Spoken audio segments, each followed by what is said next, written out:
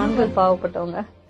எப்பவுமே சொல்றதுதான். ஒரு பொம்பளை முதல்ல அழுதுட்டு போலீஸ் ஸ்டேஷன் போனா அவங்களுக்கு தான் அவன் ஆம்பளை எவ்வளவு தூரம் அடி வாங்கினா அப்படின்னு கேட்க மாட்டாங்க, எவ்வளவு தூரம் துன்புறுத்தப்பட்டாங்கன்னு கேட்க மாட்டாங்க. ஆண்கள் குரலை கேட்பதற்கான சமூகம் இது இல்ல, கேக்குறது இல்ல. எவ்வளவு பொம்பளைங்க எவ்வளவு அபியூஸ் பண்றாங்க தெரியுங்களா ஆண்களை. ஆம்பளைங்களோட மொபைல் வாங்கி பாக்குறாங்கல்ல பெண்கள், மனைவிகள். அதுவே பெரிய ஒரே ஒரு மனைவியோட போன் ஒரு ஆம்பளை வாங்கி பாத்துட்டுமே அடுத்த நாள் டைவர்ஸ் ஆயிடுறேன். எப்படி நீ போன பாக்கலாம், என்ன வேணாலும் என்ன பண்ணிக்கலாம், நீ எங்க போறேன்னு கேட்கலாம், என்ன பண்ணலான்னு கேட்கலாம், நீ சினிமா போகணும், நான் போகலைன்னா என்ன இஷ்டம் இருந்தா இரு, நான் கிளம்புறேன், அவ்வளவுதான். ஆண்கள் உண்மையிலே பாவமானவங்க தான். அவங்களுக்கு ஆண்கள் பாவப்பட்டவங்க.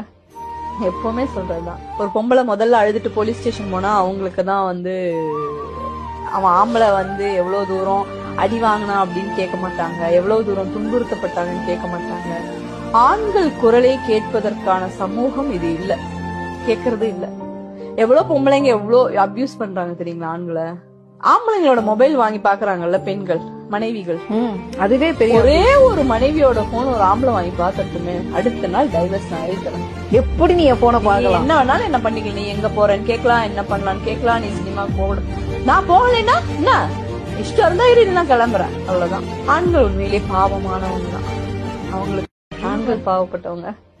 எப்பவுமே சொல்றதுதான். ஒரு பொம்பளை முதல்ல அழுதுட்டு போலீஸ் ஸ்டேஷன் போனா அவங்களுக்கு தான் அவன் ஆம்பளை எவ்வளவு தூரம் அடி வாங்கினா அப்படின்னு கேட்க மாட்டாங்க, எவ்வளவு தூரம் துன்புறுத்தப்பட்டாங்கன்னு கேட்க மாட்டாங்க. ஆண்கள் குரலை கேட்பதற்கான சமூகம் இது இல்ல, கேக்குறது இல்ல. எவ்வளவு பொம்பளைங்க எவ்வளவு அபியூஸ் பண்றாங்க தெரியுங்களா ஆண்களை. ஆம்பளைங்களோட மொபைல் வாங்கி பாக்குறாங்கல்ல பெண்கள், மனைவி.